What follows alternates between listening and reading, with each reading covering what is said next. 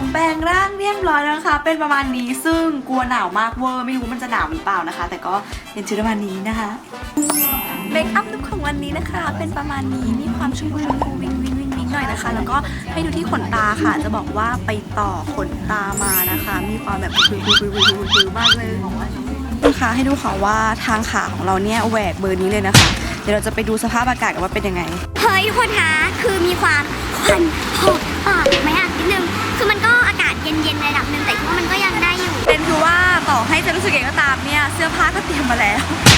เป็นแบบนี้แล้วก็ไม่มีให้หนาวไปมากกว่านี้แล้วจ้าบ้านก็มีร่มบ้านก็มีหมวกคือก็จะลำบากหน่อยทางเราเนี่ยมีกระเป๋า2 ใบเทคนิคของทางเรานะคะก็คือว่าเอาร่มเนี่ยเสียบเข้าไปในเสื้อนะคะเราจะได้ไม่ต้องถือร่มเองและนี่ผู้ร่วมทริปของเรานะคะได้แก่ใครก็ได้เลลี่นาวิยาใหญ่เลยแม่เจนสรยา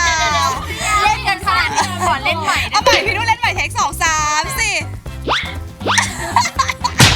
ลงล็อกพี่เอคะอย่ายอมเพื่อน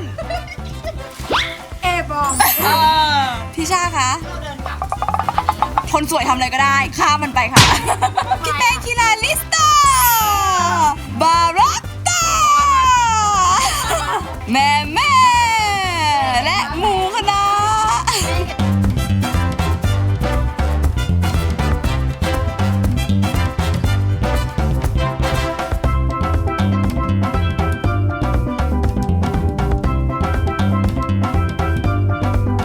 ห้องนอนของเราในคืนนี้คือ APA นะคะมีความเล็กมากเวอร์หันซ้ายหันขวาคือมีแค่นี้เลยจริงๆห้องน้ำก็จะเล็กๆประมาณนี้นะคะเล็กเวอร์จิ๋วสไตล์จิ๋วนะคะตอนนี้ทางเรามาซื้อรองเท้าบูทคู่ใหม่ค่ะเพราะฝนตกทั้งวันเลยต้องซื้อบูทที่มันกันน้ำได้ทาดาเฮ้ยก็สวยอยู่นะเนี่ยได้อยู่ซื้อน้ำขวดเดียวได้ของแถมเต็มเลยดูสิเนี่ยน่ารัก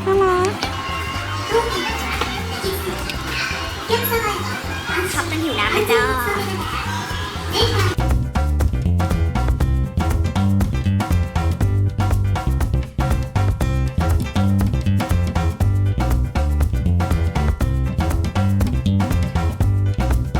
เขาบอกว่ามันเป็นเนื้อวัวที่วัวเนี่ยกินแอปเปิ้ลมาทั้งชีวิตเนื้อมันจะมีความหวานและทุกคนเหมือนกินแอปเปิ้ลอยากกินมาก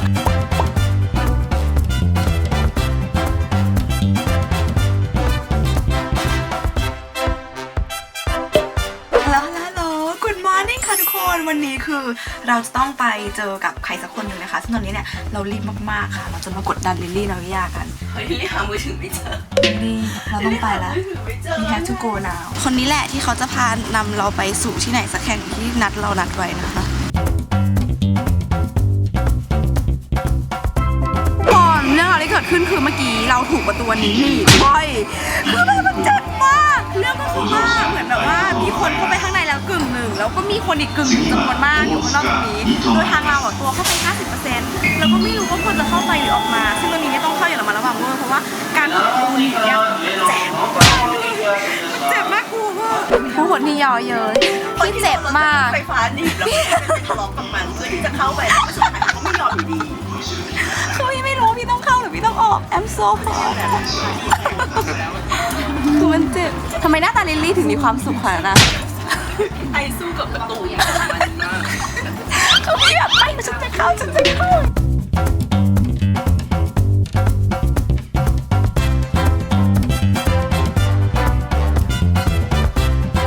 มันก็จะมีความฝนตกหน่อยแบบนี้เด้อ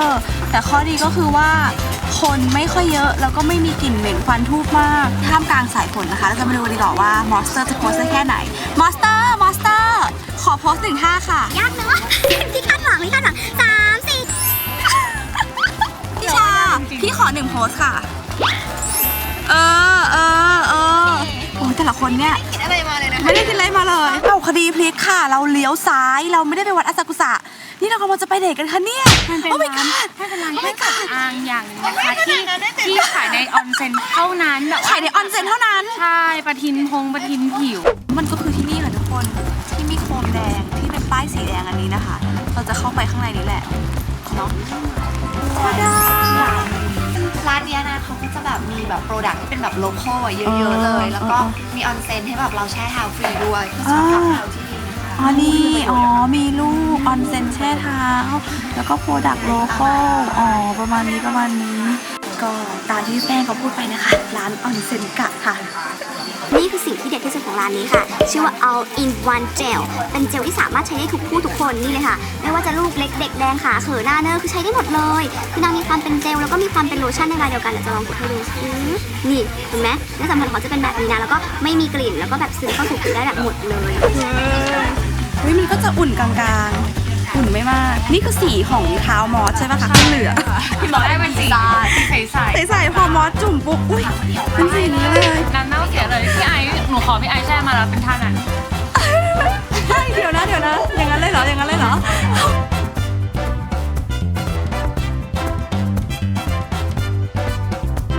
โอเคเราทราบเรื่องแล้วค่ะเขาบอกว่าทั้งหมดนี้นะคะเป็นของที่ทำจากญี่ปุ่นแต่ว่าสามารถหาซื้อได้แล้วที่ไทยด้วยนะที่ www.ninjaya.com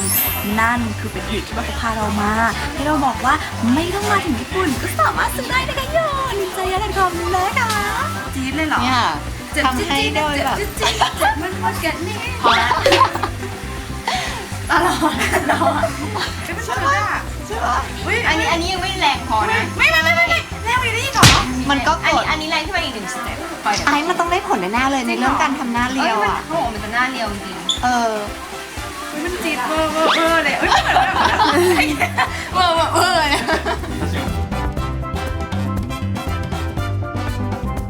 ชิคกี้อ่ะชิเดดุงตุ๊ดชิคกี้สั่ง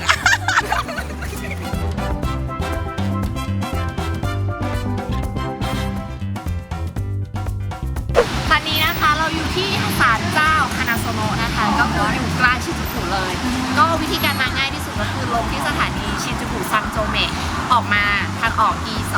แล้วก็ซ้ายมือถึงเลย แต่ว่าถ้าออกชินจูกุก็คือเดินประมาณสัก10 นาที จากคำให้การของพี่แป้งนะคะ ที่นี่คือเป็นวัดที่แบบว่าเหล่าศิลปินที่มีชื่อเสียงต่างๆจะมานะคะ ซึ่งหนูจำชื่อไม่ได้ขออีกที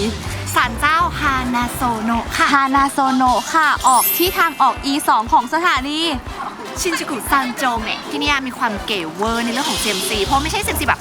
พึ่งอย่างนี้แต่ว่าเป็นเซมซีจิ้งจอกกับเซมซีดารุมะ เดนุมะคือใคร ดารุมะเป็นแบบตุ๊กตา เดี๋ยวพาไปดูดีกว่า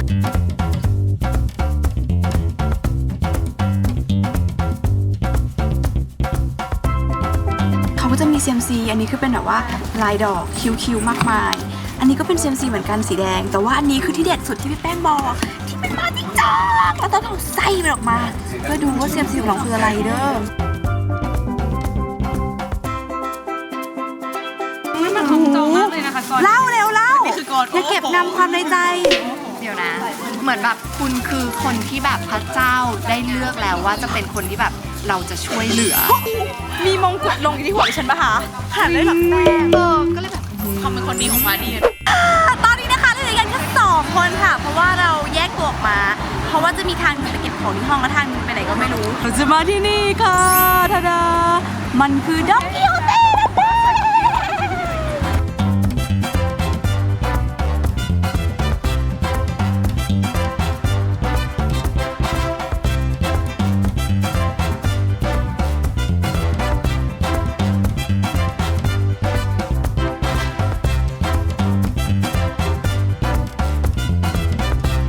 ในส่วนของกลุ่มม้านั้นก็ได้ทำการบอกลาเรียบร้อยแล้วนะคะ เพราะว่ารำคาญมากเวอร์มัดกันไปซะเลยโอ้ยแล้วเนี่ยมันก็วางบนแบบเหมือนคาราเมลสักอย่างน่ากินมากอ่ะ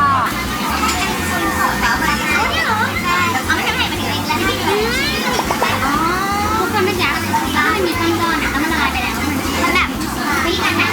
มันดีมากเลยอ่ะกินเลยเหมือนเป็นแบบมัชเมลโล่มันจะอาราอะไร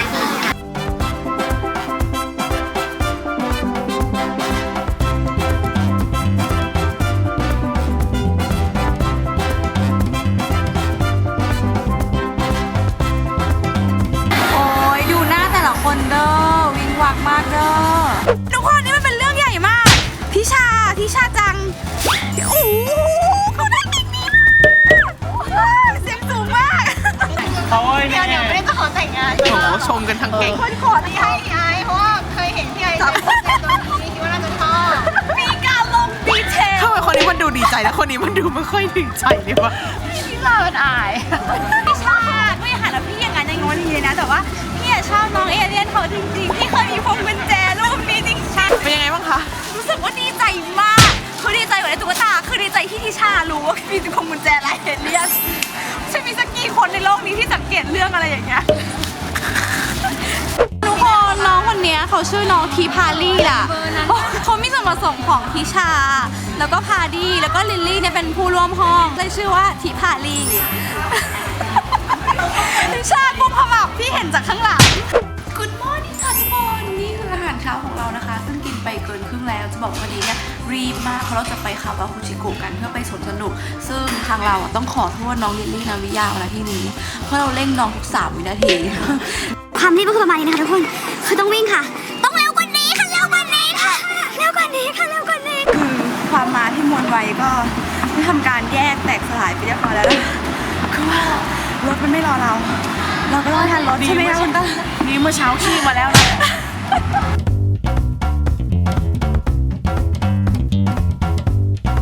ถึงแล้วจ้า ถึงลานจอดรถนะจ๊ะ ไม่ถึงสวนสนุกนะจ๊ะอีตองหาของจริง โอ้ my god มันยาวมากตื่นเต้นมากตื่นเต้นมากตื่นเต้นมาก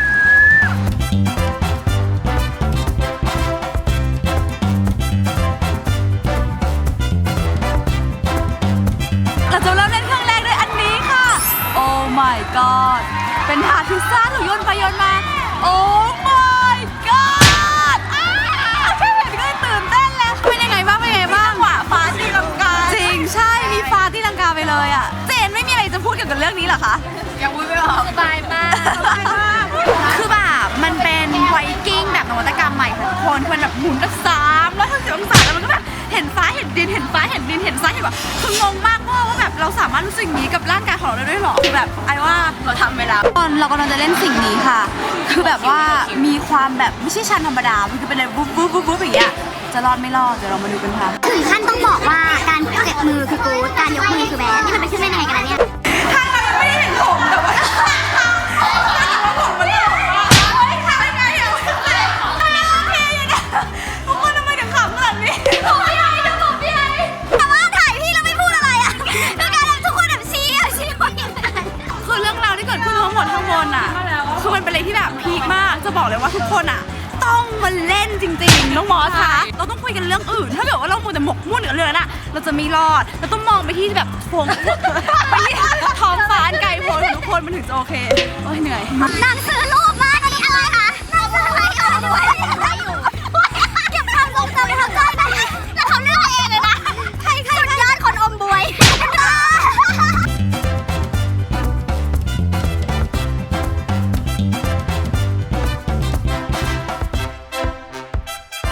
มาเลฟิเซนต์กำลังจะมารังแกเราเป็นเจ้าหญิงขน2 คน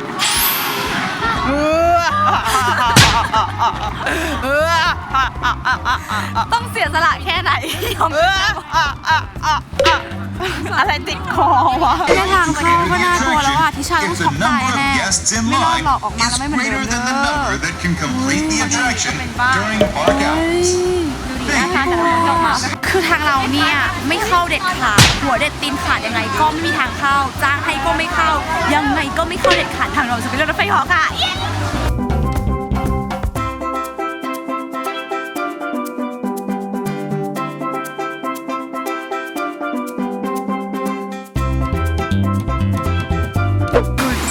ค่ะทุกคนวันนี้ก็ยังคงเป็นวันที่ฝนตกอยู่นะคะ ซึ่งเราอ่ะตัดสินใจว่าเราจะไปดิสนีย์แลนด์กันกับลิลลี่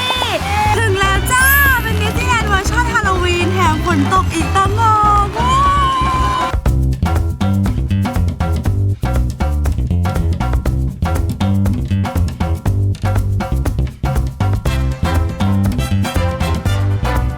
ตอนนี้นะคะทางเรากำลังประสบปัญหาค่ะเรื่องไม่ระหว่างว่าจะเป็นแซลลี่ดีเพราะแซลลี่เขามีมือด้วย หรือว่าจะเป็นมินนี่เมาส์ดีเพราะมินนี่เมาส์มีความเข้ากับชุดดำๆวันนี้นะคะคือแบบเลือกไม่ได้แต่แซลลี่อ่ะมีมือด้วยเอาไงดีอ่ะเป็นใครดีอ่ะสุดท้ายเพื่อนวันนี้นะคะคุณมินนี่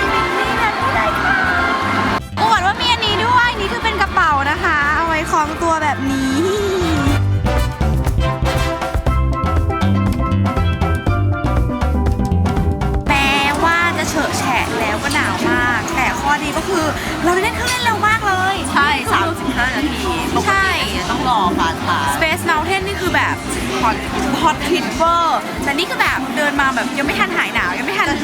ถึงแล้วอ่ะก็ต้องลองหมุนรถคูณหาดูนะคะว่าอยากสมายจะเจอตรงเปล่า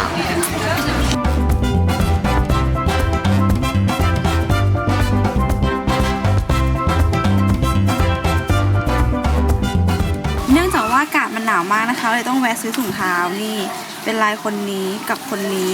ข้างละคนนะคะ ใส่เพิ่มเข้าไปที่เท้าของเราซึ่งหนาวมากแล้วนะคะจะสารภาพก็ได้ว่าก่อนหน้านี้ที่ไม่ใส่ถุงเท้าเป็นเพราะว่า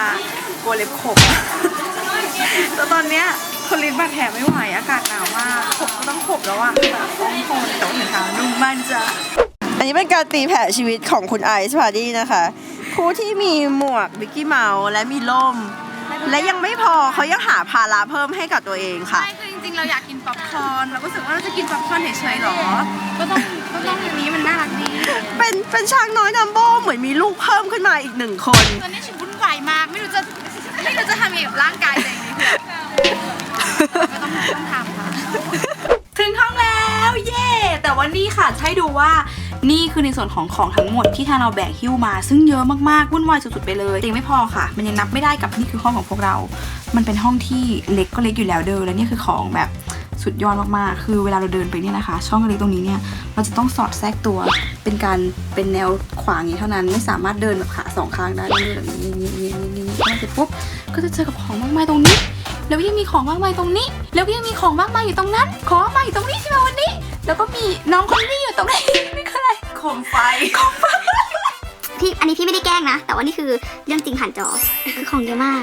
จริงๆเยอะมากทางเดินของพวกเราได้มี1 ฟุตท้วน พร้อมกับสายระยางเต็มไปหมดเลยเด้อค่ะ ก็นี่แหละคือเป็นชีวิตชิคๆในเกียวโตโตเกียวที่ไหน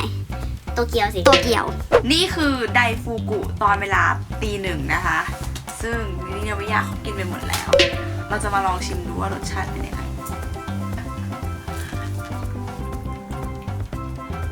ก็คือไดฟูกุ มันมีความขมนิดนึงด้วยแหละ ขมเลยอ่ะ ไม่รู้ดีลองกินไปเรื่อยๆจนใกล้จะหมด เรื่อย เพิ่งขายรอ วันนี้เนี่ยฝนไม่ตกแล้วนะคะ แต่ว่าอากาศก็ยังคงมีความหนาวมากอยู่ ซึ่งตอนนี้เรากำลังจะไปตลาดปลาค่ะซึ่งบอกเลยว่าทางเราเนี่ยไม่ได้กินปลาดิบแต่ว่าก็กินได้ถ้าเกิดอร่อยนะคะ